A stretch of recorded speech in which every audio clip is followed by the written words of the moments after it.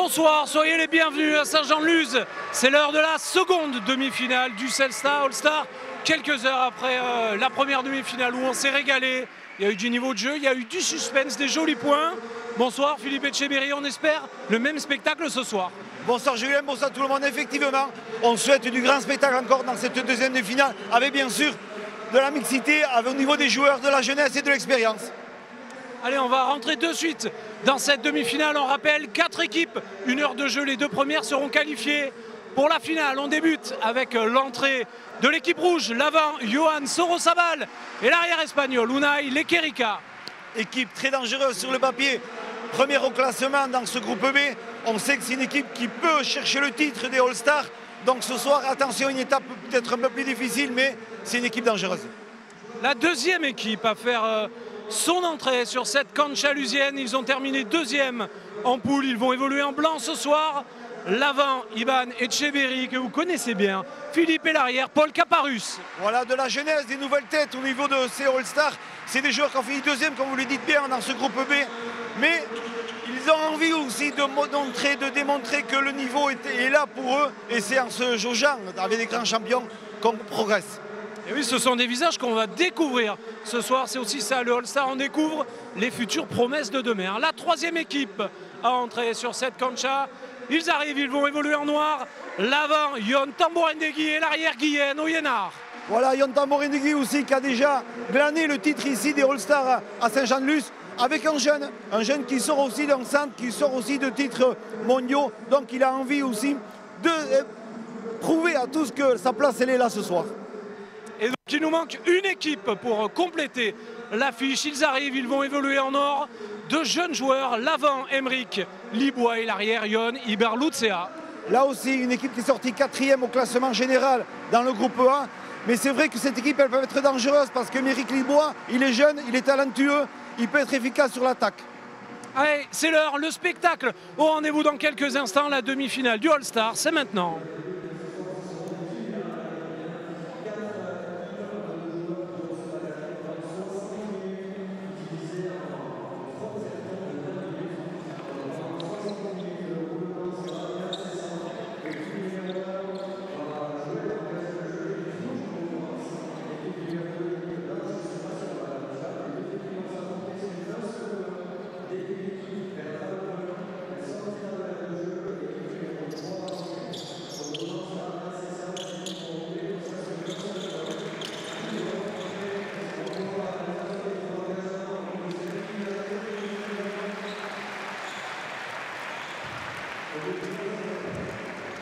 Allez, Johan Sorosabal pour entamer cette demi-finale du All-Star. Au but, on rappelle les règles, 1 heure de jeu, 3 fois 20 minutes. Les 2 équipes qui auront marqué le plus de points dans cette lignée-là retrouveront la finale.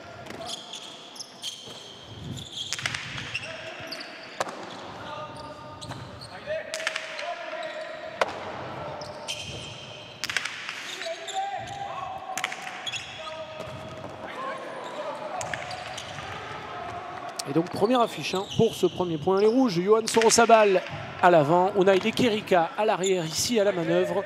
Et côté blanc, on retrouve Ivan Etcheberry à l'avant et Paul Caparus qui part à la faute sur ce premier point. C'est donc les rouges qui ouvrent le compteur dans cette demi-finale. Voilà, un point un peu disputé, on a vu des échanges, on a vu du travail sur le mur du fond. Et puis voilà, une faute sur la réception du jeune arrière palois, Paul Caparus. Mais voilà, c'est l'entame de partie.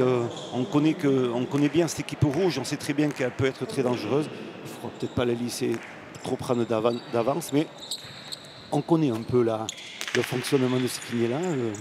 Il y a des étapes à passer, c'est long, et tout le monde peut revenir dans la partie.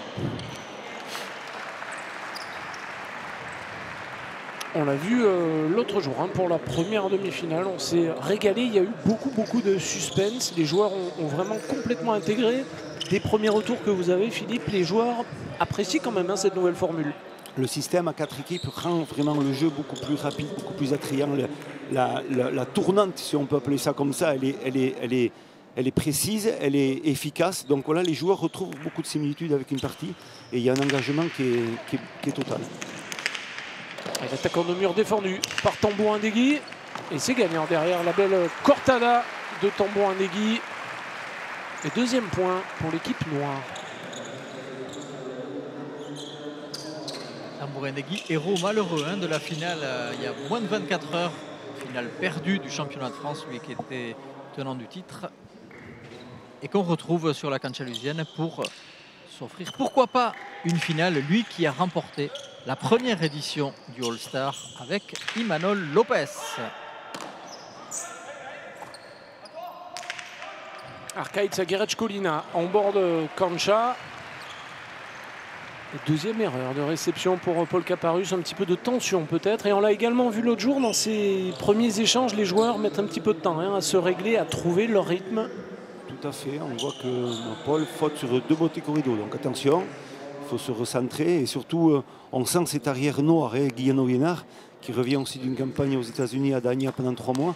Il a fait forte impression aussi là-bas. C'est un arrière qui est physique, qui a de la longe, qui a de la force. Donc voilà, associé à Yon Tambourindegui, ça peut être quand même une équipe qui peut se permettre d'être efficace dans le système de jeu. Et Arcaïd qui nous parlait de la finale du championnat de France qui a eu lieu il y a 24 heures. Yon Tambourindegui avec Saint-Jean-Luz, il a affronté l'avant rouge, cet homme, Johan Soro-Sabal, hier le Biarritz, Biarritz, nouveau champion de France.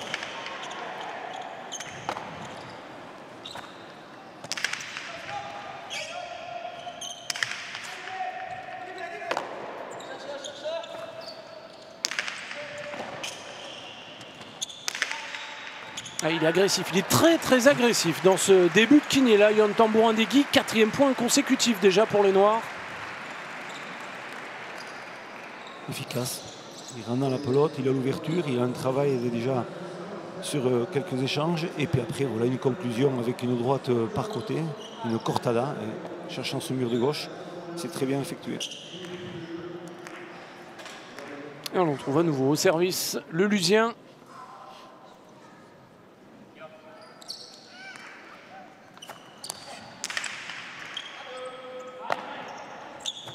Donc vous voyez le petit chronomètre en haut à gauche. Au bout de 20 minutes, nous effectuerons un premier tempo, un deuxième au bout de 40 minutes et puis au bout de 60 minutes de jeu, la partie s'arrête et les 2 premières équipes avec le plus de points se qualifieront pour la finale et rejoindront Thibaut Basque et Ignaout Ureisti et Jérôme Porté, Aritz Serkiaga qualifiés lors de la première demi-finale.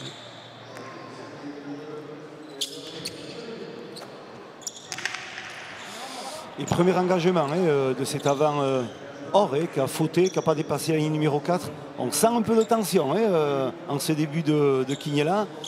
Ce n'est pas de la retenue, c'est plutôt du blocage un peu physique. On voit sur quelques postures de jeu. Il faut se dérouiller dans ce début de partie. Exactement. Et premier point du coup pour les Blancs, on retrouve Iban Etcheberry au but.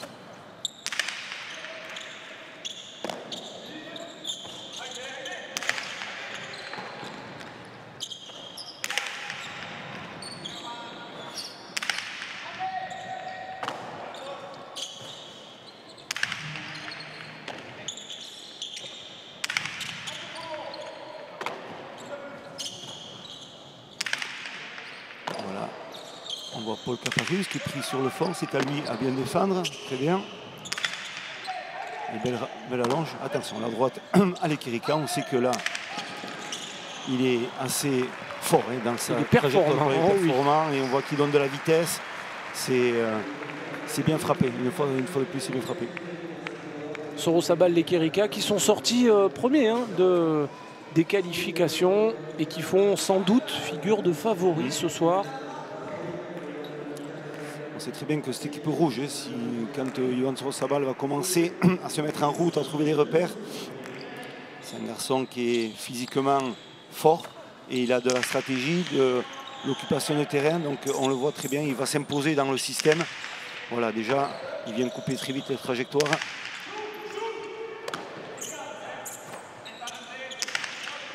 On l'a vu très à l'aise lors de la finale du championnat de France, Johan Soro-Sabal, mais aujourd'hui c'est un nouveau Rayalai, c'est une nouvelle formule, il faut s'adapter. L'erreur de l'Ekirika. Et très belle droite quand même de Guillaume Vienard, le joueur de Moléon, on le voit, il a la capacité, lui aussi, l'alternance du revers de la droite. Et on voit sur la droite aussi, il arrive aussi à bien faire tourner sa pelote, à toucher un peu le mur de gauche, à gêner les adversaires. Donc voilà, et puis surtout, il y a de la vitesse. Donc tout ça, c'est des ingrédients qui sont bénéfiques pour ce joueur-là et pour l'équipe noire. Ils prennent la tête. Les Noirs, ils sont très bons dans ce début de partie, même si là, le but est livré. Et il est en retard. Cette fois-ci, Diano Ionari s'exclusionne Tambon Anegui pour son but raté. Deuxième point pour l'équipe or. Et très beau déclenchement. On voit Émeric Libois qui bloque son geste à l'intérieur. Il a vu que Ion Tambon Anegui était parti sur l'extérieur. Et donc voilà, c'est bien fait de sa part. Et c'est un point.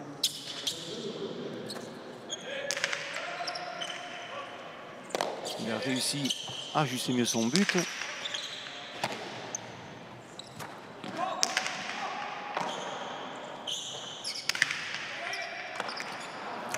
Voilà, relance demi-longue, collée au mur de gauche de la part de Iban Etcheverry. Voilà, on va retrouver tous ces joueurs-là.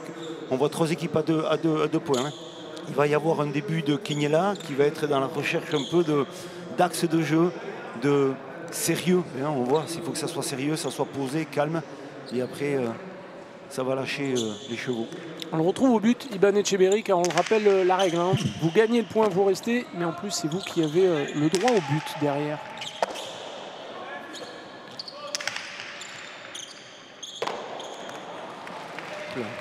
Voilà, c'est bien. On voit Paul Caparus qui arrive dans le système de jeu, à rentrer un peu de la droite, à trouver l'alternance. Et c'est vrai que là, la pelote est un peu fuyante. Et ce jour-là, il n'en fait pas beaucoup. D'habitude, Unai Lekerika, c'est rare, effectivement.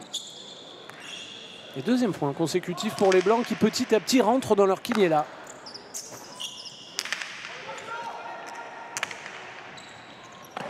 C'est compliqué, c'était Rebot, ça a touché le filet du haut pour Iban Etcheverry. Oui. On sait que l'arrière nord donne de la vitesse. Alors, attention sur le retour à les rebots, ça peut sortir très loin, très fort. Il faut toujours bien se jauger, bien se régler.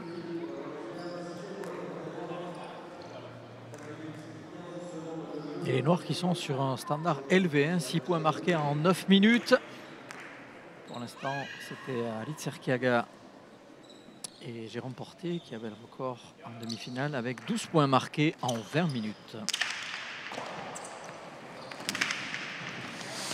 Et on voit Émeric Libois qui continue dans sa stratégie. Hein. On livre le but, on y va, on tente, on finit le point.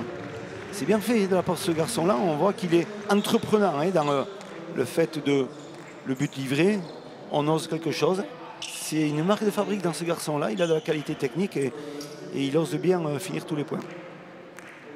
Et il a varié. Hein. Tout à l'heure, il avait fait plus une pelote un petit peu plus lâchée. Il fait preuve de personnalité, Émeric Libois, dans ce début de Quiniela.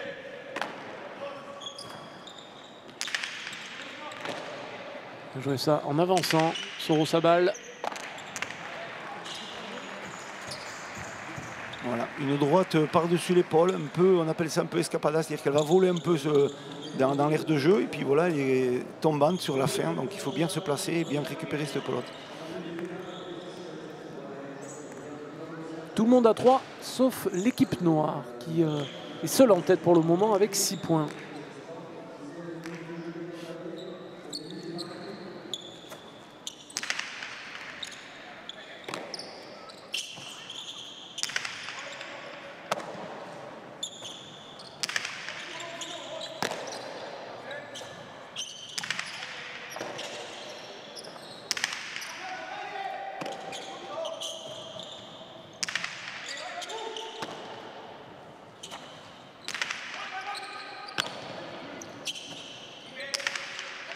Bonne relance de Paul Caparus. Attention, là les rebots. On sait qu'à ce niveau-là, il est pas mal. Il est pas mal. Yohan Soro Saba, ça va être sa première rebote depuis le début à Quiniela. Donc on voit, il a donné de la vitesse, le rebond à l'impact au sol. C'est bien fait. Et les rouges qui se rapprochent un petit peu des noirs, ils ne sont plus qu'à 2 points. Ils les affrontent lors du prochain duel, l'occasion de quasiment recoller au leader. Et Pacha. Pacha, c'est point facile, donné. Un petit point de plus pour ces Noirs, donc ça fait le 7e point, je crois, pour les Noirs. Exactement. Et on rappelle, hein, Philippe, pour ces Quiniela, il n'y a pas de Pacha, enfin il n'y a pas de deuxième chance. C'est comme un Falta. Cette pelote, si elle rebondit derrière la ligne numéro 7, elle est fausse et elle donne donc directement le point aux adversaires. Oui. Allez, Tambourin Negui, à son tour, de buter. Il a hésité, hein, Émeric Libois.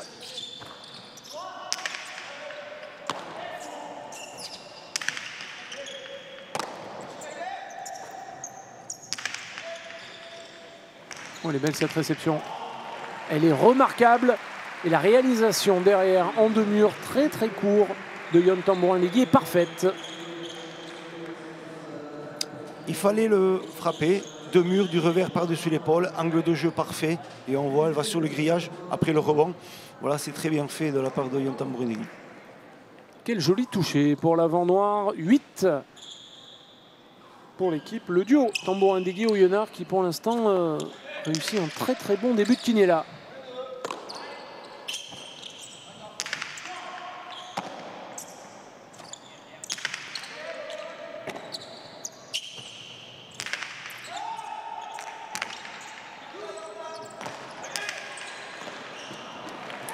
Et on voit la trajectoire de pelote, les rebotes de Yon Tambourin Negui, il donne beaucoup à l'intérieur. Iban il est en retard, Iban Etcheverry un peu en retard sur cette pelote-là. Voilà, il faut aller chercher énormément, on le voit, les rebotes, elle est à l'intérieur et elle tombe au dernier moment. Donc voilà, on est un peu arrêté, c'est dommage. Il manque un petit pas vers l'avant, aller à la rencontre de cette pelote. Et on voit ces Noirs qui sont devant, qui sont très bons davantage. Mais on l'a vu la demi-finale dernière aussi, c'était un peu pareil, mais bon, il y a pu y avoir du changement par la suite. Oui, on avait Jean Olaran et Emmanuel Lopez qui avaient pris les devants dans le premier tiers-temps assez nettement et puis qui derrière ont eu du mal à confirmer et ont finalement terminé 3e.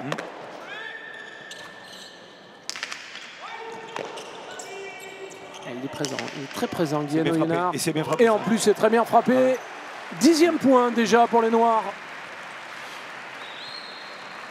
Ça prend de l'avance pour ces Noirs, c'est intéressant quand même. Un plus 6 sur le premier poursuivant et un plus 7 sur le dernier qualifié. Donc voilà, c'est toujours intéressant d'avoir cette avance-là.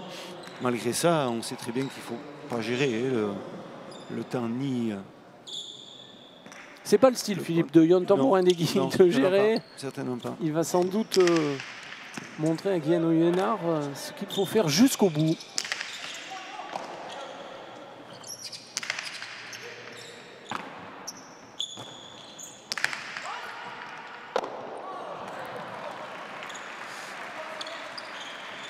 Un revers un peu tendu de la part d'Ibarroussia pour essayer d'enlever la pelote à l'avant noir, et puis la faute sur la réception de Guillaume Oyonnax. Attention. Moins de 5 minutes dans ce premier tiers-temps de Quiniela. Et la faute derrière en réception d'Ibarroussia. Et donc toutes les équipes à 4 points, hormis les Noirs, qui sont pour l'instant seuls dans leur monde. Voilà, on sent qu'il va y avoir une chasse à cette équipe noire et ça va arriver très vite.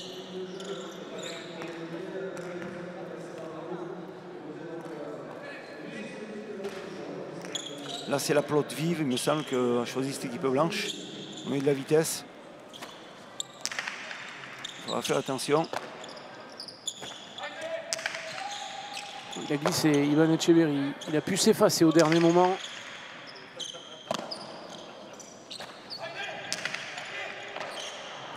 À l'erreur de réception, il a eu du mal peut-être à juger la trajectoire de cette pelote. Mais cette pelote, il joue de la droite un peu, on ne dit pas par-dessus l'épaule, elle est un peu milieu là, et c'est vrai que la pelote a tendance à voler un peu et à rentrer sur l'intérieur. Donc il faut faire très attention, on a l'impression qu'on est sur la trajectoire, mais elle continue toujours à voler. Donc c'est ça qui est très important. Il faut faire attention sur le placement. C'est typiquement des choses que l'on repère en direct, mais que devant sa télé, vous aurez du mal à percevoir ces effets, ces balles un petit peu flottantes. L'accélération de la gauche de Sorosabal défendu.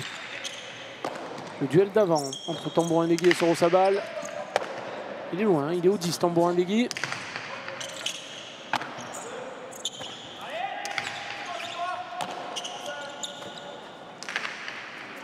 cherche la relance. C'est long, Attention. c'est très loin les rebottes. Oh, à nouveau, Tambourin Degui, très présent hein, pour le moment. Oui.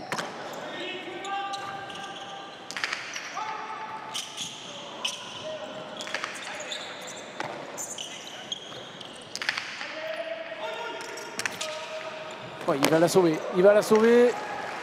Superbe ce sauvetage, Oui. il a réussi à relancer le point. Il va y être la Guillaume Léonard. Ah, il faut s'appliquer sur la droite. Ça tourne un peu trop, mais c'est compliqué. Bien attrapé. Voilà le plus joli point depuis le début de cette quiniela, en tout cas le plus long. On sent les joueurs qui se chauffent. C'est bien. Elle est belle cette réception. Ouais, bien Et joué, voilà. bien Et elle tapé. s'échappe après. Elle touche le mur de gauche et le mur arrière. Et là, elle est fuyante. Elle s'en va sur l'extérieur. Il y a de l'effet. Et à cette vitesse-là, c'est impossible de réagir. Une fois qu'on s'est trompé un petit peu dans l'analyse de la pelote et de l'endroit où elle va toucher le mur, derrière, c'est trop tard. C'est ça. On voit la trajectoire. Elle s'en va en suivant. C'est compliqué. Si on n'est pas dans les appuis, si on n'est pas déjà un peu préparé, eh bien, c'est trop tard, comme on vous dit. Il souffle. Yohan Tambourin Degui, 1 minute 40 encore dans ce premier tire-temps de Quiniela.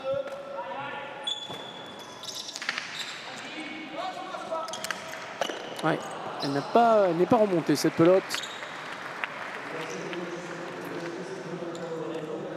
Bien frappé, surtout une très bonne relance. C'est bien fait.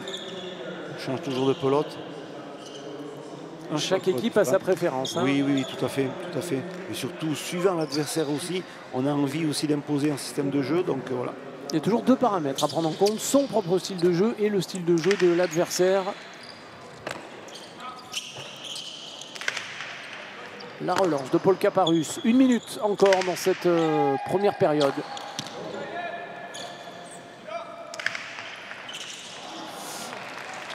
On voit que tous les avants ont des problèmes au niveau de chercher les pelotes sur les picadas. Les pelotes, elles ont tendance à tomber énormément, à prendre de la vitesse. Donc il faut vraiment anticiper un peu ce départ, mais surtout arriver à maîtriser sa course pour la réception. Voilà, il faut faire attention à tout ça. 30 secondes. Dernier point sans doute de ce premier tiers-temps. On le rappelle, on finira le point, hein, même si on entend la corde et qu'on arrive à 20 minutes. On finira le point engagé. Il est important celui-ci parce que l'équipe qui le marquera prendra la 2e position. Bien défendu. Bien joué. Hein. L'appui de son pied sur le mur latéral. Attention. Elle est courte cette pelote. L'occasion pour Iban Etcheberry d'allonger.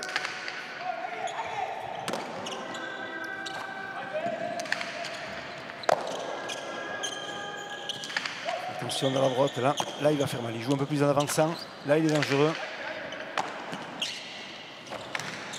Ah, il a pris des risques. Là, il était très loin. Iban Etcheberry s'est un petit peu débarrassé de cette pelote. Et c'est la fin de ce premier tiers-temps. Les Rouges, avec 6 points, sont 2e. C'est assez rapproché pour la place de second quand même. Oh oui, pour l'instant, c'est très serré. Les Noirs sont devant. Nous, Philippe, on va retrouver en bord de cancha nos hommes de terrain. S'ils sont prêts, on va retrouver Arkaitz et Eric Rastorza. Premières impressions d'Eric. Eric, on le disait, Yohan Tambourin Degui qui, après la finale perdue hier à Biarritz, fait un gros coup là pour l'instant. Il prend un peu le large. Par contre, l'équipe qui était peut-être jugée favorite, Yohan Sorosabal et les Kerika, une partie en demi-temps pour l'instant. Ouais, je crois qu'on voit 3 équipes qui font beaucoup de fautes. C'est vrai que pendant 20 minutes, ils ont cumulé pas mal de fautes. Et c'est l'équipe noire qui fait beaucoup moins de fautes et qui s'en sort très bien. Malgré Yohan qui a joué la veille. Mais je crois que bon, c'est pas fini. Je pense que deuxième manche, je pense que l'équipe rouge va quand même reprendre les rênes. Merci Eric. Bon, voyons si Eric est aussi inspiré que mardi lors de la première demi-finale. Il avait annoncé un second tiers-temps avec du grand Harit Serkiaga. Aujourd'hui, il annonce aussi que rien n'est fini. Vous êtes d'accord, non, Philippe? Oui, non, tout à fait. Voilà, l'analyse elle est exacte. Et c'est vrai qu'on a vu dans cette première manche, on peut appeler ça comme ça, beaucoup de fautes quand même de certains joueurs, des fautes directes. Et voilà, et ça a servi énormément à cette équipe noire pour prendre l'avantage. Donc maintenant, il y a encore 40 minutes à jouer. On sait très bien que tout peut changer, tout peut bouger. Et on sait même très bien qu'une dernière étape de 20 minutes est encore plus difficile. Donc il y a du suspense et il y en aura jusqu'au bout, je suis persuadé. Et on se rappelle que lors de la première demi-finale, le niveau de jeu était clairement monté en intensité hein, à partir de la deuxième et de cette troisième période de jeu. C'est reparti et on repart avec les mêmes scores. Yohan Sorosabal au but. Le premier contre le deuxième dans ce premier duel. Les noirs en tête, les rouges second pour le moment.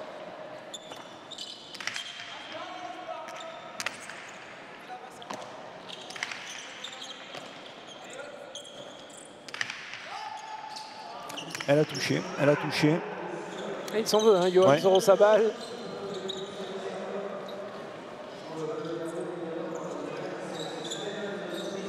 Faute directe de Yohan Sorosabal, voilà. C'est intéressant hein, de voir à 24 heures d'intervalle le style de jeu d'un Yohan Tambouranegui qu'on voit un petit peu plus entreprenant. Il avait mis plus de temps hein, à rentrer dans sa partie, il était plus dans l'analyse. Aujourd'hui, vraiment, il est extrêmement agressif.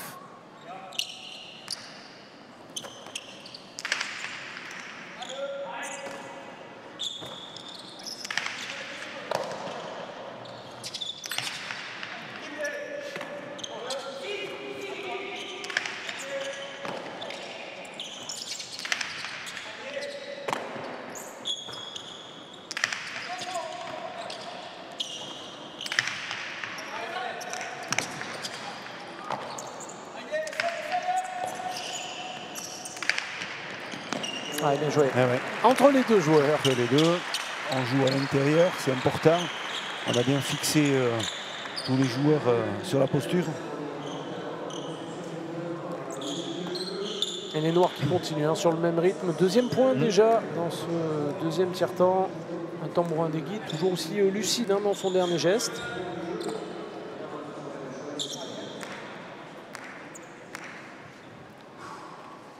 On le retrouve, l'avant-lusien au service, au but. Enfin, c'est un autre avant-lusien d'ailleurs, Iban Etcheverry, les deux locaux de l'État. Allez, ça joue. Elle est passée juste cette pelote.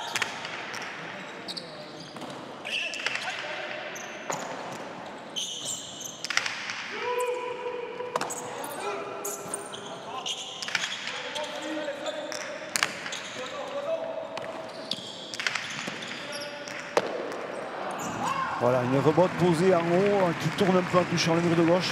Voilà, il faut s'appuyer si la pelote commence à chauffer un peu. Il va peut-être falloir s'appuyer sur ce jeu-là avec un joueur comme Iban Etcheverry qui a de la qualité à les rebottes. Voilà, il peut être dangereux. Mais ça commence par le but et par l'engagement. Et on sait très bien que les rouges, ils doivent ruminer dans leur coin parce que je pense qu'ils espéraient peut-être faire une meilleure entame. Alors ils risquent d'avoir un réveil, hein, le réveil des rouges. Pour le moment, ils sont accrochés, en tout cas les rouges, par les autres équipes. Les noirs sont devant. Sorosabal qui accélère de la gauche dans son style violent, dynamique. Beaucoup de vitesse quand cette pelote sort de son chistera.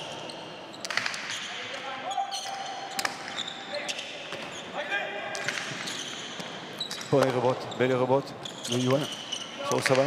Et là, attention quand même, attention à ça. Parce que là, il est très dangereux. Ouais, bien Paul Caparus. Oh, c'est bien tapé, belle superbe. Et Kerika qui a fait l'effort.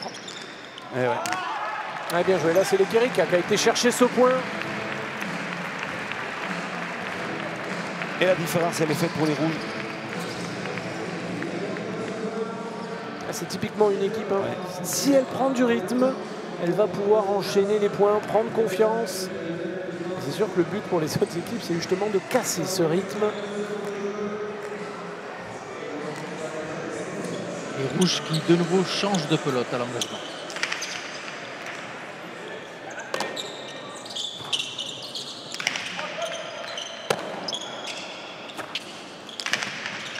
Bien frappé, c'est bien frappé, c'est très bien frappé de la part de Kerika. Si on commence à lui ouvrir un peu les angles de jeu à ce garçon-là, eh bien, il sera très dangereux. Il faut faire attention, on lui donne des peu de la droite quand même. Il a la faculté de pouvoir trouver des angles de jeu, on le voit. Là, c'est bien frappé, elle va vers le mur de gauche, elle glisse à l'intérieur. Voilà, c'est dur de pouvoir attraper ces pelotes. Et il semble, messieurs, que du bord de la cancha, la pelote vive convienne parfaitement. Cette équipe des rouges tente à les Kerika Johan Sorosabal. Oh, c'est bien tapé encore. C'est parti. On va prendre de la vitesse. On va prendre de l'efficacité. Attention. Il est impressionnant en ce moment, Ouais, Erika. Quelle est belle cette dernière.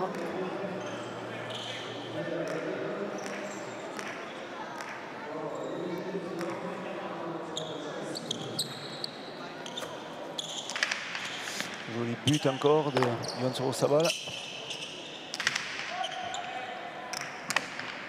Et les bottes pour l'avant rouge.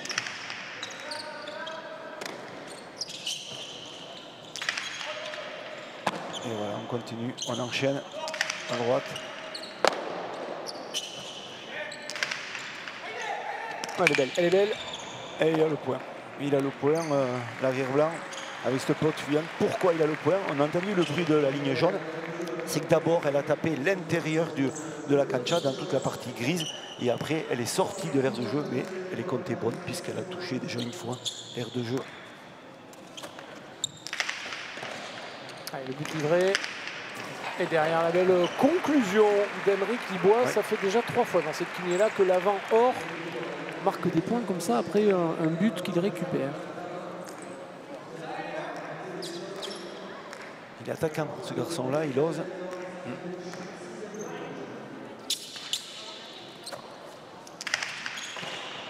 Cette fois-ci, c'est lui qui a livré son but et c'est lui qui se fait punir derrière. Ouais, exactement. Des points qui vont très vite, hein, donc voilà. Oui, mais il y a également un petit peu de pression sur les joueurs qui engagent, car on le rappelle, il n'y a pas de Pacha, donc on n'a qu'une seule chance au but. Donc c'est vrai qu'on a un petit peu plus de buts livrés que dans des parties classiques. Et les Noirs qui font toujours quand même la course en tête, hein, depuis le début de cette quinième-là. Ils ne baissent pas de régime pour le moment. Nouveau duel entre les deux premiers, c'est bien joué encore avec Erika. Ça veut tambour inédit, mais clairement les Rouges sont la meilleure équipe sur cette seconde période après 7 minutes de jeu. Allez, il va y avoir un peu de rébellion, là, un peu de tous ces joueurs.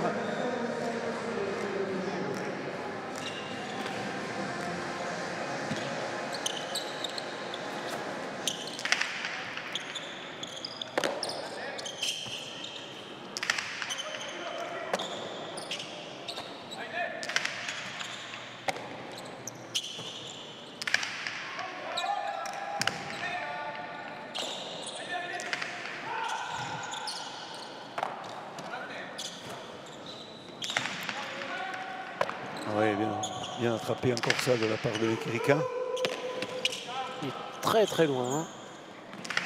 Paul Caparus pour relancer. Quasiment collé au mur du fond. Ouais, c'est bien tapé cette balle qui fuit à nouveau. Et oui, elle est puissante, elle est tendue et elle touche l'angle du mur de fond. Donc automatiquement, elle a une partie importante, c'est qu'elle est fuyante, elle s'en va sur l'extérieur. Donc c'est très bien frappé de la part de Johan Sorosabal. Et beaucoup de vitesse dans le jeu. Et cette pelote-là, elle est rapide, elle va vite. Et ils reviennent, hein, 11 points, attention.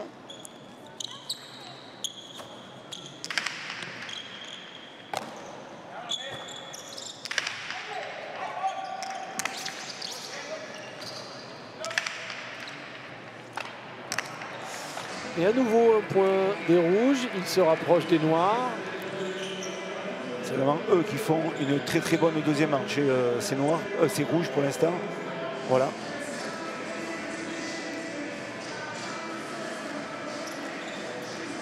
« 14 pour les Noirs, 12 pour les Rouges. Ce sont pour le moment les deux équipes qualifiées pour la finale du Cesta All-Star. On arrive quasiment à mi-chemin de cette quinième-là.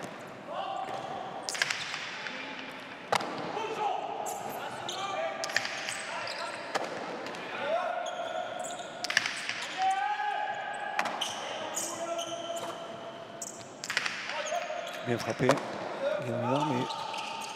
Mais Erika fait une bonne partition ce soir. Hein. Il est quand même, il est adroit, il est présent. Il fait des bonnes relances à sa droite. Il a alterné très très bien ce jeu. Et là, il n'y a rien à dire. À applaudir. Ouais. quelle superbe attaque. Encore en demi-heure de Tambouranegui. Point serré. Il veut la conserver, hein, cette première place. Ouais, c'est ça. C'est ça.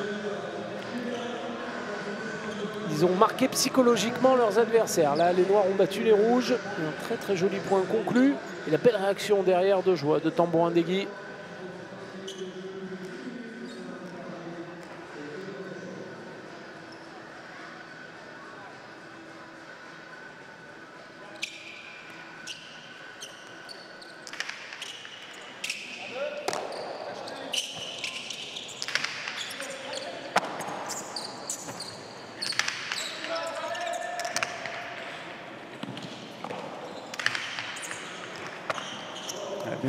Bien défendu ce pelote.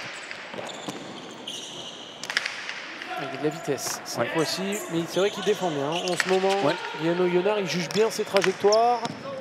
Allez, l'effort. Ivan Etcheverry, bien joué.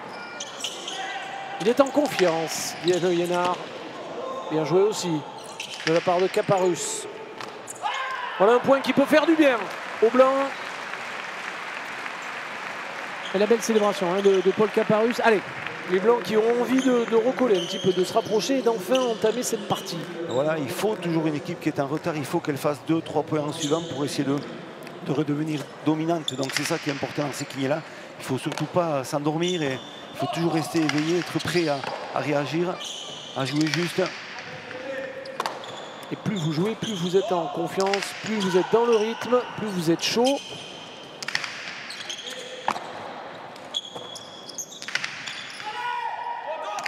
Ouais, ça a été bien tapé, petite hésitation. Et ouais, là, il avait dit de prendre à la volée, il n'a pas prise. Paul Caparus. Et puis voilà, c'est le point pour ces Or qui font le 7e point. Émeric Liboin au but. Autour de l'équipe Or d'essayer de lancer une série.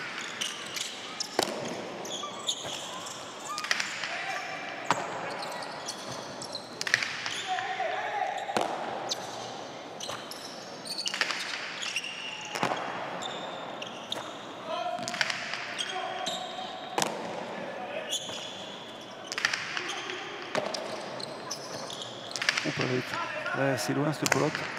Attention, les rebotes de Yohan Sorosabal.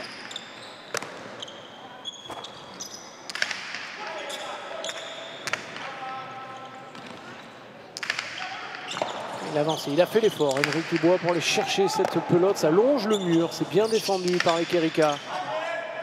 Très belle allonge. Elle va être compliquée. Cette rebote, elle va sortir. Le point à nouveau pour les Rouges.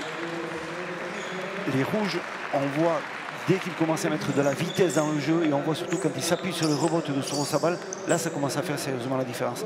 Alors on arrive à 32 minutes, il reste encore pratiquement 28 minutes de jeu. C'est maintenant que les Rouges vont faire peut-être la différence.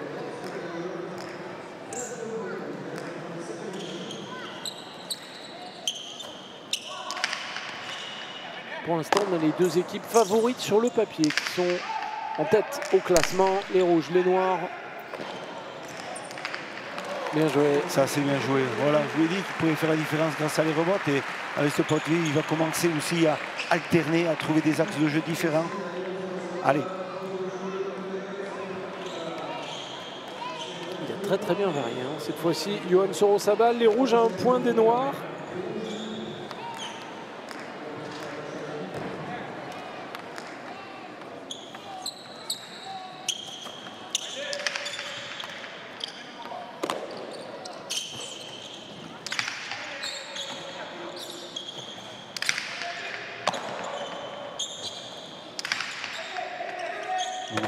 Il défend bien Nelly Kerika ce soir.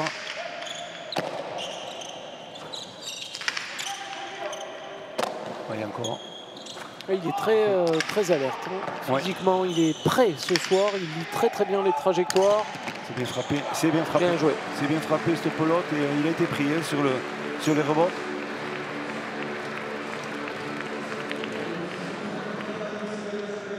Il y a du monde ce soir dans ce Royal High de Saint-Jean-de-Luz, tout comme pour la première demi-finale. Il y a quelques 48 heures. On a fait quasiment le plein pour voir les meilleurs du monde sur la Canchalusienne. Les Blancs contre l'équipe Or, les deux équipes 3e et 4e pour le moment.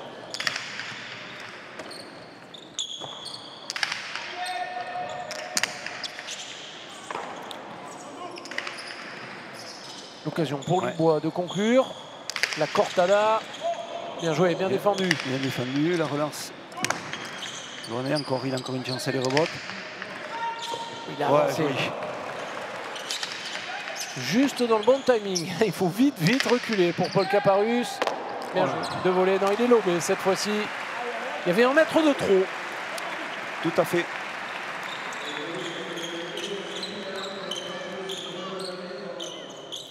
Et depuis quelques minutes, c'est statu quo hein, au niveau du classement. Chaque équipe marque un point de temps en temps.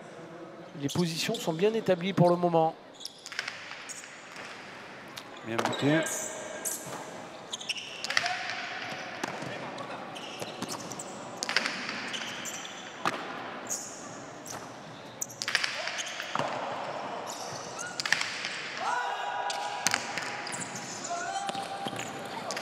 Le plongeon de Tambourin Degui. Ça monte en régime et on voit que ça commence à accélérer. Le jeu commence à accélérer, ça fait une demi-heure. Voilà, il s'est bien frappé de la part de Merck Libois. Allez, ça commence à aller un peu plus vite. J'aime bien. Comme mardi, hein, oui, la voilà, première demi-finale, les équipes montent en régime. Exactement. Et le niveau de jeu, du coup, monte également. Mais bien sûr. Cette équipe des Noirs qui éprouve quelques difficultés dans ce deuxième tiers-temps. Ils avaient marqué 11 points lors du premier tiers-temps. Ils n'en ont marqué pour l'instant que 4 et ils sont talonnés de près par l'équipe des Rouges qui semble être l'équipe en forme de ce deuxième tiers-temps. Ah ouais, sacré penchant. Ouais, là, c'est une grossière erreur hein, pour Émeric Libois, pour l'équipe Or. Point donné gratuitement aux Rouges qui, pour la première fois quasiment depuis le début de cette quiniée-là, est première au classement, en tout cas ex aequo entre les Rouges et les Noirs.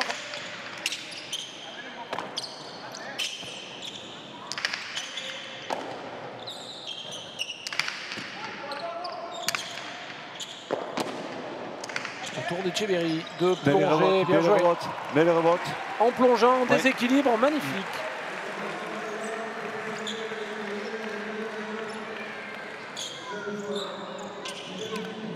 On voit, c'est belle posture à les rebotes. Il arrive à lober carrément Johan Sorosabal. Voilà, on a cherché la hauteur. Et bien sûr, attention, la pelote elle chauffe de plus en plus. Donc c'est maintenant que ça va commencer à venir.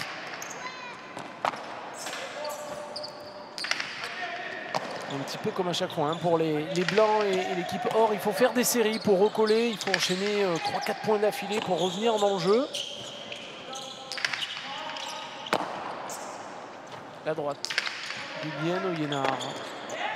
Et l'erreur en réception de Caparus. Il s'en veut, l'arrière blanc. Il fait des fautes ce soir quand même. Hein.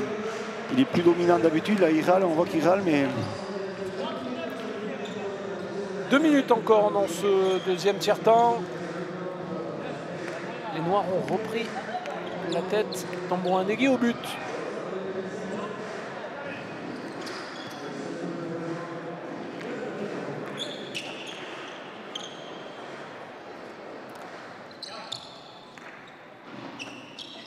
Allez. Il n'a pas eu la chance de pouvoir la rattraper, ce pelote. Émeric Libois.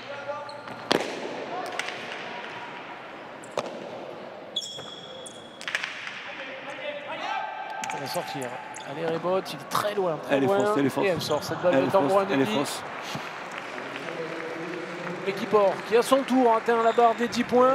1 minute et 10 secondes encore dans cette deuxième période. Ça peut revenir, hein. 5-6 points, on sait, on le voit très bien. Hein. L'équipe Noire qui n'a fait que 4 points, c'est ça dans cette deuxième. On est à 39 minutes. Ça peut revenir, c'est sûr et certain.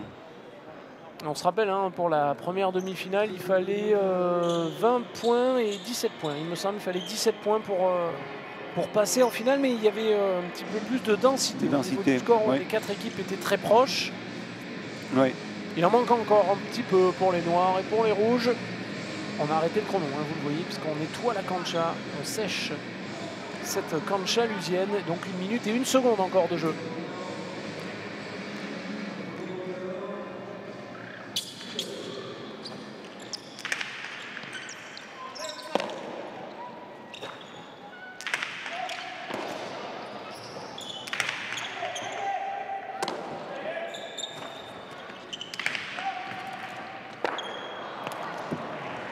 grosse faute quand même de Ivan Lucia de la droite. Égalité à 16 entre... Et les rouges qui, pour la première fois, ont la possibilité de passer devant avant la fin de ce deuxième tiers-temps. Belle remontada de cette équipe des rouges. L'équipe en forme de ce deuxième tiers-temps. Et ça sera le dernier point de cette période. Yohan Sorosabal au but.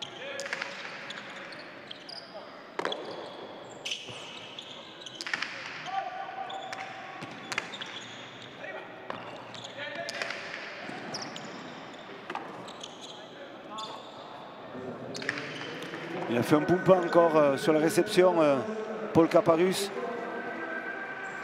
Et donc les rouges qui pour la première fois de cette partie prennent la tête avec 17 points. Ça y est, ils sont passés devant les noirs. Et bien pour une fois, Eric Arastorza avait été inspiré puisqu'il avait annoncé un retour des rouges.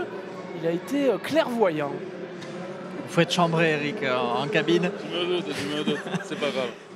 L'équipe des rouges qui semble maintenant bien rodée, elle revient de loin, une belle remontada, ils prennent la tête à la fin de ce deuxième tiers-temps. Ouais, je crois qu'avec une pelote qui a chauffé, ils sont beaucoup plus dangereux avec les Kerika qui fait un peu de mal de la droite. Donc voilà, il fallait s'y attendre. Maintenant, les autres équipes sont quand même un peu derrière, mais il y a quand même de l'espoir pour ces équipes. Mais je crois que le finish va être très serré. Pensez que le mano à mano entre les noirs et les rouges va être définitif ou vous pensez à une remontée d'une des deux autres équipes? Je pense qu'en gardant des pelotes assez vives, ça sera noir et rouge à mon avis. Mais peut-être que Julien ne sera pas d'accord avec moi. Je pense qu'il a peut-être son opinion aussi. Merci beaucoup. Je n'oserais contredire le maître en la matière. D'ailleurs, il nous a parlé des droites de l'Ekerika. Il sait de quoi il parle, Eric. Exactement, c'était un grand joueur de droite, Eric Irasorza.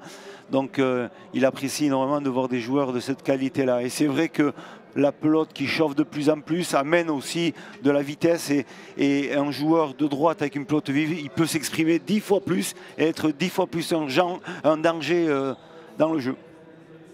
Alors il va falloir aussi garder la concentration pour ces deux équipes, même les rouges et les noirs qui sont en tête. Car la première place, elle compte, Philippe, pour la finale. On pourra démarrer un petit peu plus tôt cette quiniée-là.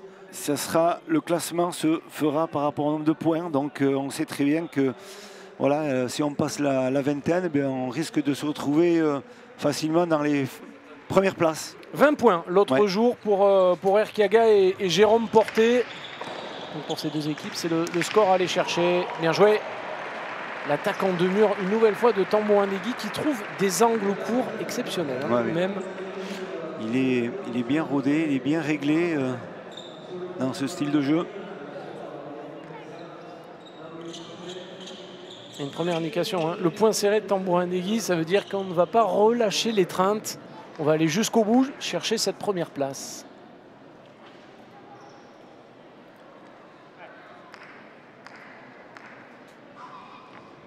La routine toujours de l'Avent-Lusien, cette longue et intense concentration.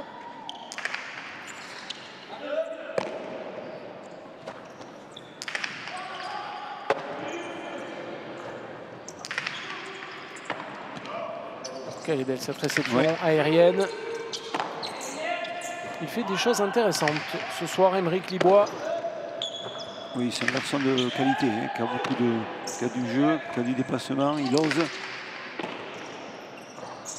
Et vous aimez les joueurs entreprenants, Philippe. Vous aimez les avants qui osent, qui sont créatifs.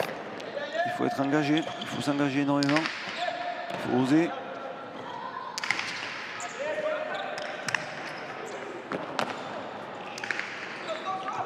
Bien jugé de la part de Tambourin Negui.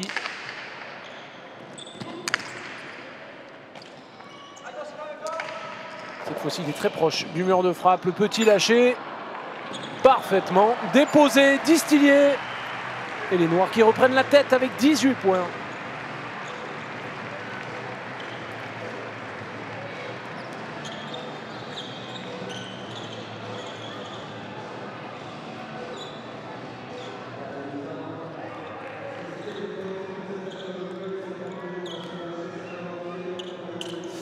Intervention du juge pour nettoyer un peu le sol. On le rappelle, hein, la cancha, dès qu'elle est un petit peu glissante, c'est très dangereux. Hein, Philippe, il y a beaucoup d'appui dans ce jeu qui est la cesta punta.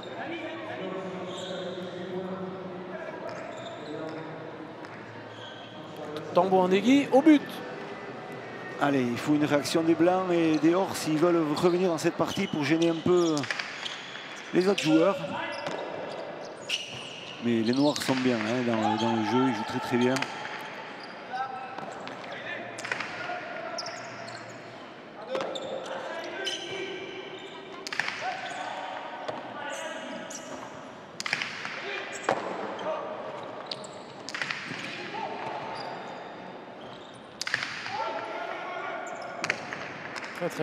Très loin, c'était Rebot. Il est au 4. Iban Etcheverry pour relancer le jeu.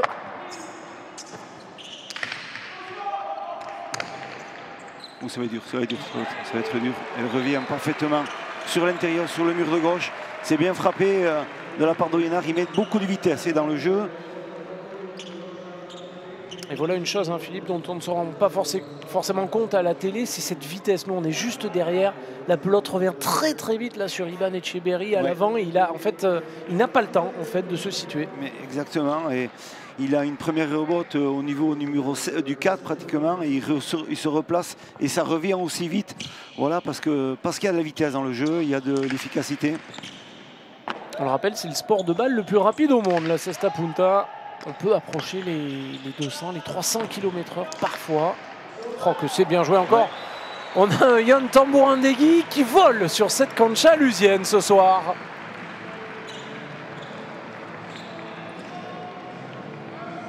Et l'équipe des Noirs qui égalise le score de Erkiaga Porté qu'il avait emporté avec 20 points lors de la première demi-finale. Les deuxièmes étant actuellement les Rouges. Un seul point pour les Rouges supplémentaires les mettrait au-dessus du deuxième finaliste, l'équipe basque Ureisti. Donc tous les points vont compter dans ce troisième tiers-temps pour définir justement l'ordre de passage lors de la finale de mardi prochain.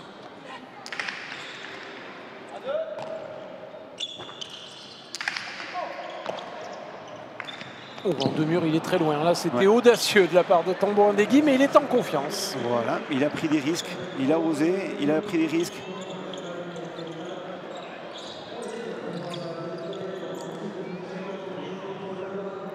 Et il reste presque 16 minutes de jeu.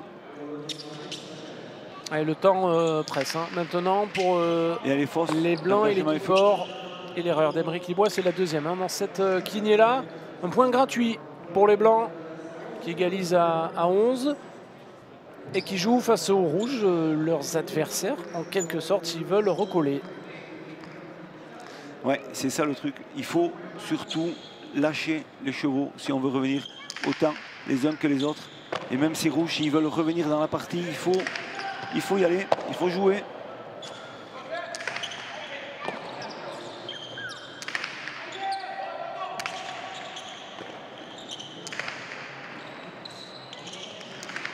Le mur, il était parti très tôt, Etcheverry, pour anticiper la cortada. Quelle défense. Il était très proche aussi. Hein. Les Kerika derrière la relance de jeu est parfaite. Il termine au sol sur ce coup. Paul Caparus, ça symbolise bien le joli point des Rouges et les difficultés des Blancs. Et oui, tout à fait. Et on voit, il a la pelote pour finir Iban Etcheverry. Mais il se trompe parce que le défenseur déjà, Ounali Kerika, il était déjà au numéro 8. Donc il y avait peut-être moyen de faire quelque chose différemment. Un coup d'œil, une prise d'information différente. Voilà, c'est un engagement trop rapide.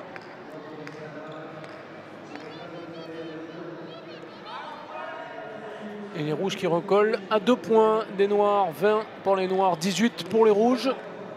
Il faut encore aller chercher 3 points pour les Rouges pour revenir à la deuxième place au global.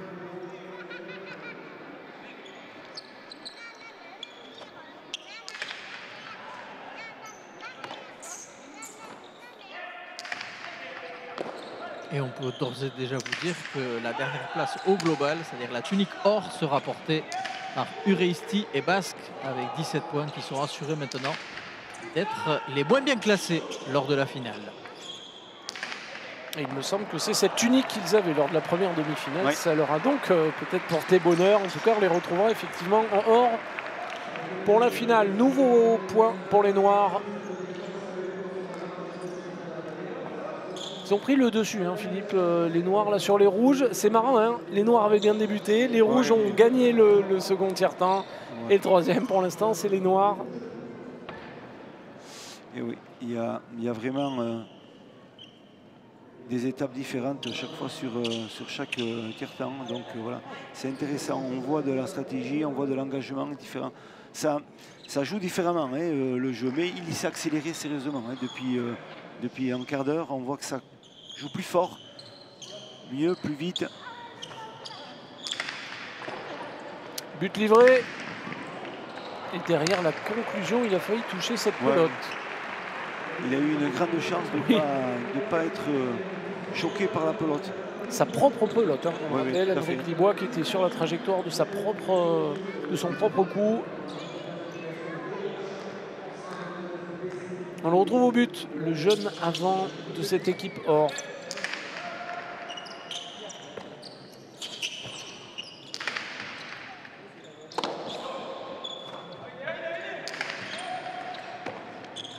En avançant, Caparus.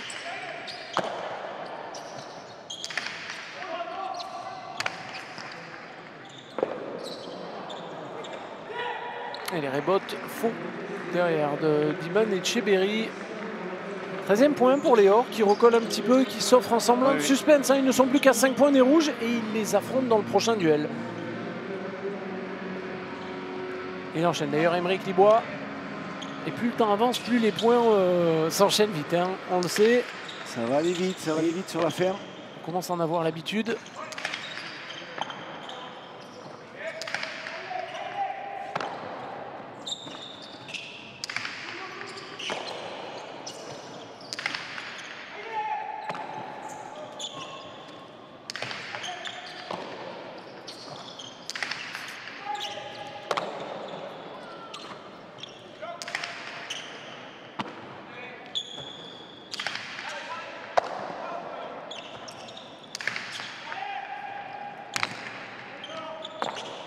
C'était bien tapé, compliqué cette rebote pour Libois.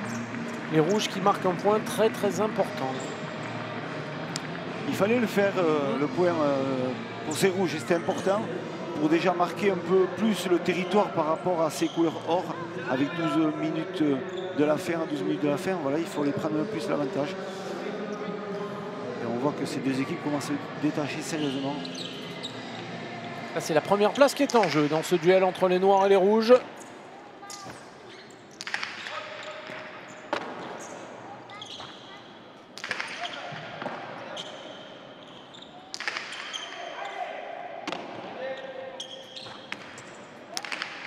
Elle est fausse. Et elle est fausse.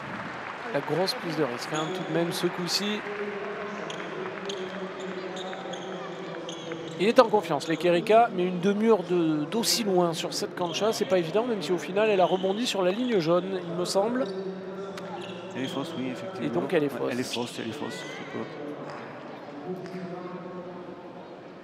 Allez, la concentration de Tambouin-Degui, 3 points d'avance pour les Noirs. Le duel face aux Blancs.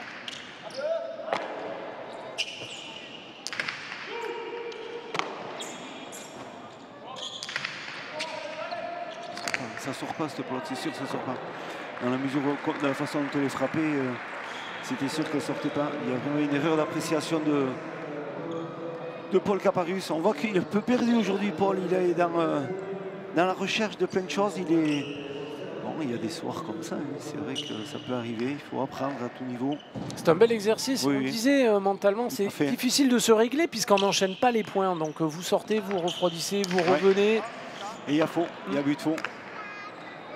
Un petit falta de Yon Tambouin-Degui. Parce qu'il a buté après la ligne numéro 10 et demi. Il n'a pas le droit, il y a une ligne d'engagement de but et il n'a pas le droit de se décharger de ça. Donc il a fait une grosse erreur. Hein.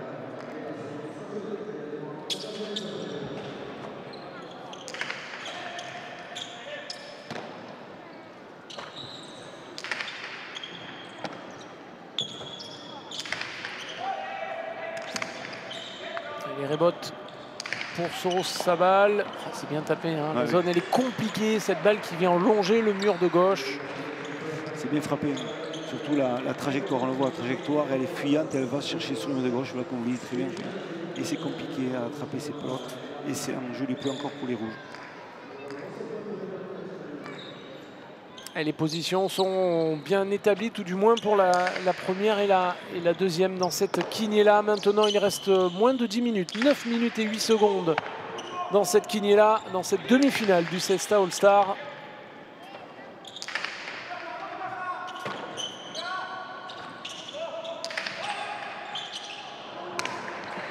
Elles sont piégeuses, hein. Ces pelotes qui retombent dans une zone entre deux.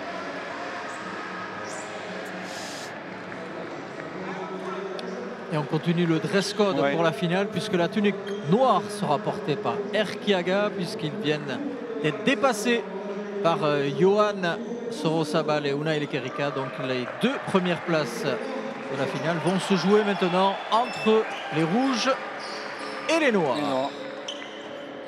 Il nous manque plus que l'ordre. Nous avons l'affiche quasiment assurée. Elle est fausse, cette pelote. Et les rouges reviennent à un point du coup.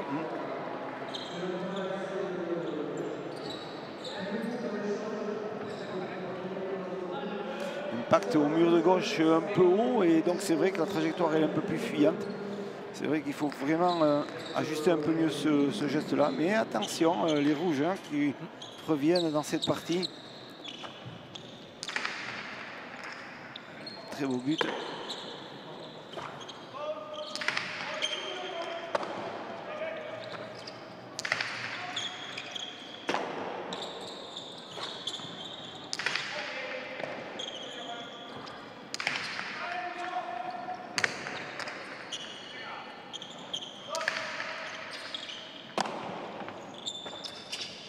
Allez, c'est rouge à leur rime.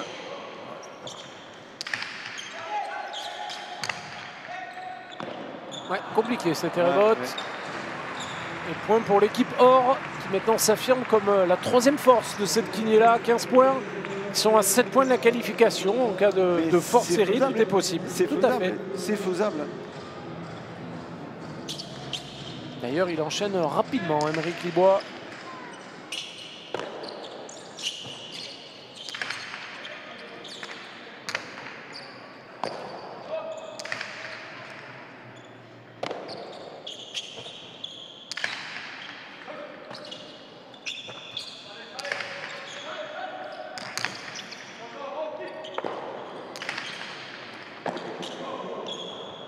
Belle réception en avançant d'Iberlucea. Ouverte. Oh, ça va être dur, ça va être dur. Il la sauve.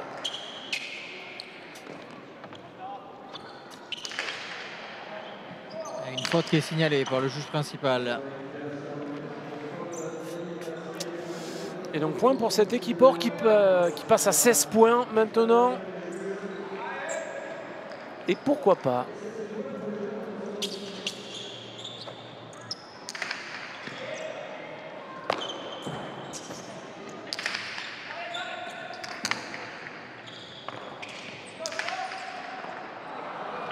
Et nouveau point, c'est le troisième consécutif pour Aymeric Libois et Ion Ibarlucea.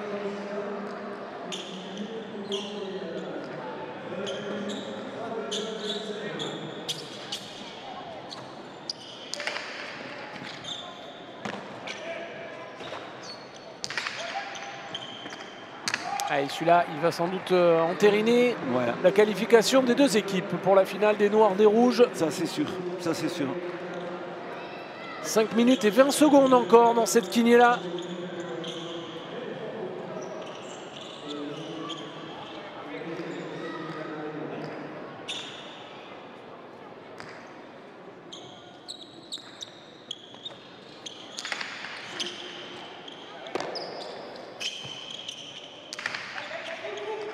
Allez, il faut prendre du plaisir maintenant pour les Blancs, comme pour l'équipe or. Il faut aussi profiter de ces moments. Le coup d'Etcheberry vers l'arrière. Il avait tout lu, Unai Lekerika. Bon, quelle réception aérienne. Ça va être dur, ça va être dur.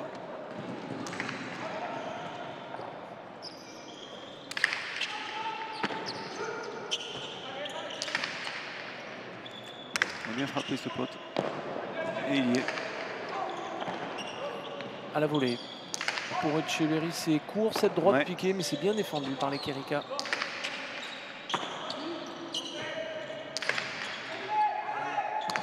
Ouais, bien joué. Voilà. Dans la bonne zone. Ouais, ça fait du bien également de voir les Blancs célébrer ce point. C'est l'un des premiers qui Ouais, marque ouais, bien sûr. d'une fort belle manière Ouais. dans cette partie. Exactement. Ça va leur faire du bien. Exactement.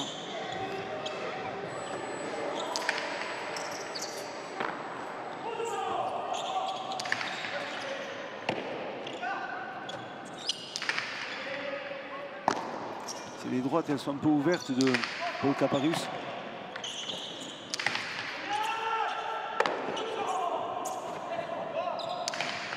Allez, en avançant. Oh, Il a frappé. c'est risqué, ça a été défendu. Ouais, c'est bien joué, l'expérience. Et le point serré de Yon Tambouindegui.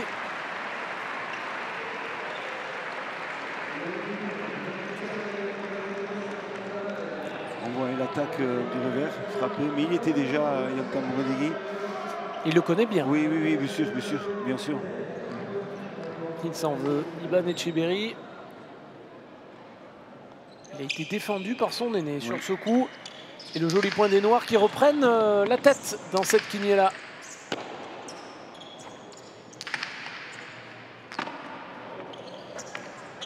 Elle est fausse, c'est sûr. Et 25 pour les Noirs. C'est peut-être la dernière chance pour les Rouges. Oui. Là, il est évident que si les Noirs l'emportent, ils assureront leur première place puisqu'il ne reste plus que 2 minutes 30.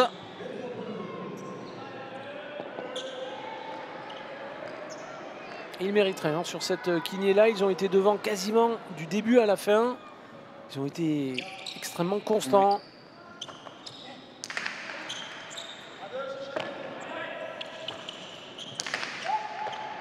Superbe cette réception. Oh, quelle est belle cette cortada. Bien frappé. Quelle partie ce soir de Tambouindegui.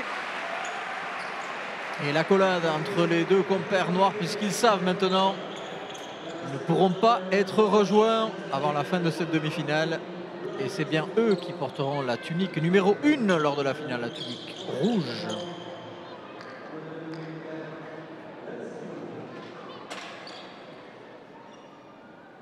Allez, les derniers échanges de cette seconde demi-finale du All-Star.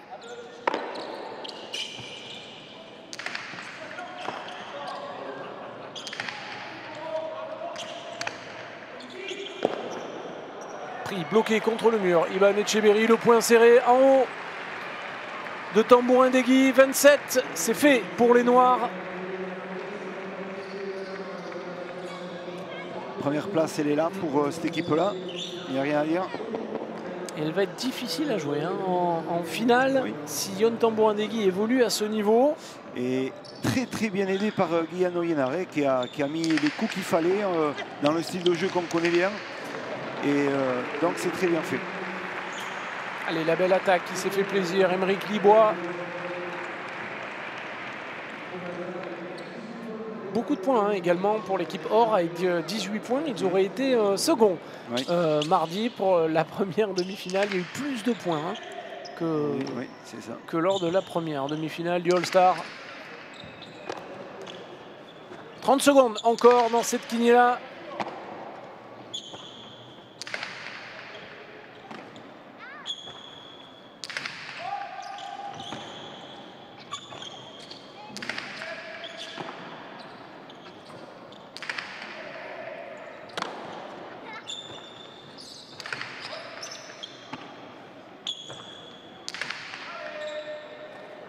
Elle est fausse. Elle est fausse cette pelote. Le chronomètre est terminé. Et c'est fini. Et on va en rester là. La qualification pour la finale donc de l'équipe noire. Yon Tambouindegui, Guyen Oyonnax, premier de cette quiniela, rejoint par les deuxièmes Yohan Sorosabal et Unai Lekerika. Au final, les deux équipes favorites sur le papier se sont imposées. On va retrouver Arkaitz et Eric en bord de Cancha pour les premières impressions. Les premières impressions avec Eric. Eric, finalement, voilà, comme vous le disiez, les noirs et les rouges, finalement, il emporte assez logiquement sur l'ensemble de la partie. Ouais, je crois que c'est les deux équipes qui ont été le plus réguliers sur l'ensemble des manches. Même si l'équipe noire a eu un petit passage à vide au niveau de la deuxième manche, mais je crois que sur le papier, il y avait les joueurs les plus expérimentés et je crois que ça a fait la différence à la fin. On va essayer de prendre Yon. Voici Yon avec Guylaine Oyénard. On disait revanchard, Yon, défait hier à Biarritz. Vous avez rendu le titre de champion de France au Biarro, mais là, aujourd'hui, très brillamment avec Guylaine, vous remportez ces demi-finales et vous accédez même à la plus haute marche puisque vous êtes en finale, équipe numéro 1 en ayant marqué le plus de points. Magnifique. Non, c'est vrai que je me souviens l'année dernière, du coup le scénario avait été différent. J'avais joué la demi-finale du All-Star la veille de la finale du championnat de France. J'avais perdu la demi-finale et j'avais gagné le championnat de France. Bon, hier, effectivement, on était déçus avec Théo, mais bon... Voilà, on a la chance de pouvoir basculer dès le lendemain sur une autre compète avec beaucoup d'importance. Donc c'est facile finalement à se remobiliser. Et puis ce soir, j'étais avec un guerrier, Guylaine, qui est un super coéquipier. Voilà, je pense que effectivement aujourd'hui on a fait une belle prestation parce qu'il fallait tenir jusqu'au bout. Et on est très content et on va savourer. Ouais. Guylaine, une très belle prestation de votre côté aussi avec Yon Tambourindeguy. Ça promet... un grand spectacle pour la finale et on sait, et nos commentateurs nous disaient aussi, il va falloir aller vous chercher, ça va être compliqué d'aller vous chercher. Ouais, très content de la prestation, je pense qu'on a super bien joué en équipe, c'est ce qu'on devra reproduire pour la finale parce qu'il y a des très grosses équipes en face, ça va être costaud, donc voilà, on devra jouer comme ça de cette façon, en équipe, en se parlant et avec la hargne qu'on a pu avoir aujourd'hui. Voilà. Eric, une finale très ouverte, 4 très grosses équipes et ça nous annonce vraiment un très beau spectacle mardi. Oui, très ouverte dans la mesure où il y a des joueurs expérimentés avec des jeunes joueurs, donc je pense qu'elle est très ouverte. Maintenant, on sait très bien que les quiniélas c'est aléatoire, mais voilà, il va falloir être très régulier. Si ils peuvent jouer comme ça, ils vont donner du fil à retordre aux autres équipes, donc je pense qu'on aura du beau spectacle mardi soir. Allez, félicitations messieurs, on vous retrouve en finale. Merci. À très vite. Et ils sont contents, les premiers de cette quiniela. Ils ont été les plus constants, les plus impressionnants. Et effectivement, ils ne vont pas être faciles à aller chercher, non, au final. Ça va être une équipe très dangereuse. C'est vrai qu'on sait la capacité de Yon Tambourindeguy d'être finisseur de points, on l'a remarqué. Mais surtout avec un arrière comme Guylaine Oyénard qui est très dangereux sur un point, avec la puissance qu'il met et l'efficacité de droite-revers. Attention quand même à cette équipe. On connaît donc tous les qualifiés pour cette finale du All-Star. Sur la première demi-finale, on avait Jérôme Porté, Aritz Erkiaga et Thibaut Basque et Ureisti. Et puis donc aujourd'hui, on retrouvera Yohan Sorosabal, Unai Lekerika et puis les têtes de série numéro 1, entre guillemets. On vient de les entendre, Yon Tambourindeguy et Guylaine Oyénard. Philippe, c'était l'une des premières pour nous, cette quiniela. Qu'est-ce que vous en avez pensé? Est-ce que c'est un format qui vous a plu pour le moment? Moi, je trouve très intéressant dans cette formule-là, l'engagement des joueurs, la qualité de jeu. C'est vrai qu'on sent les équipes qui montent en puissance au fil de la partie. Donc voilà, moi je trouve qu'il y a de la bonne combinaison aussi entre les jeunes et les anciens. Et on voit des nouvelles têtes qui arrivent, et tant mieux. Et voilà, c'est un bon mélange de tout ça et qui fait une bonne petite réussite de ces All-Stars cette année. Eh bien c'est bien, c'était une bonne idée. On innove du côté de Saint-Jean pour ce All-Star. Nous on se retrouve dans quelques jours pour la finale du All-Star. On remercie Eric et Arkaitz en bord de Cancha. Je vous remercie Philippe une nouvelle fois pour être à mes côtés. On remercie Sébastien Croquefer et toutes les équipes en régie. Et puis on se retrouve très vite sur les antennes du canal pour la suite de la saison de Cesta. Salut. Au revoir tout le monde.